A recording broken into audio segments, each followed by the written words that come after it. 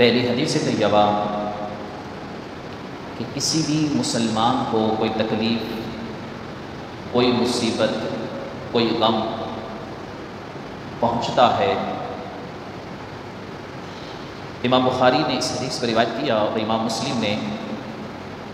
سیدہ عائشہ رضی اللہ تعالی عنہا اس حدیث کی روایت فرماتی ہیں کہ نبی کریم صلی اللہ علیہ وآلہ وسلم نے ارشاد فرمایا ما من مصیبت تصیب المسلم الا کفر اللہ عنہا بہا، فرمایا مومن کو، مسلمان کو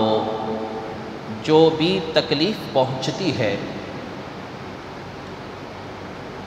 اس کی وجہ سے اللہ تبارک و تعالی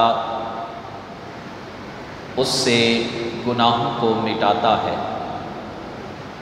وہ اس کی خطاؤں کا کفارہ ہوتا ہے، حتی الشوکہ، یہاں تک کہ ایک کانٹا بھی اگر مسلمان کو چبھتا ہے اور ایک کانٹا چبھنے کی بھی تکلیف ہوتی ہے، فرمایا یہ بھی اس کے لیے گناہوں کے کفارے کا سبب بنتا ہے اور اس کی خطاؤں کو مٹانے والا بنتا ہے۔ اس کے علاوہ اور بھی احادیث طیبہ ہیں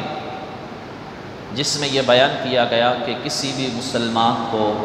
کوئی دکھ، کوئی تکلیف، کوئی غم، کوئی اذیت، کوئی بھی پریشانی لاحق ہوتی ہے، حتی الشوکۃ یشاقھا، یہاں تک کہ کوئی کانٹا بھی چبھتا ہے، یعنی معمولی سی بھی کوئی تکلیف ہوتی ہے، الا کفر اللہ بہا من خطایاہ، مگر اللہ تبارک و تعالیٰ اس تکلیف، غم، اذیت، تکلیف کی بنا پر اس مسلمان کی خطاؤں کو معاف فرماتا ہے، اس کے گناہوں کو بخشا جاتا ہے اور اس کے نامہ اعمال سے خطاؤں کو مٹا دیا جاتا ہے۔ اس لیے مسلمان کو چاہیے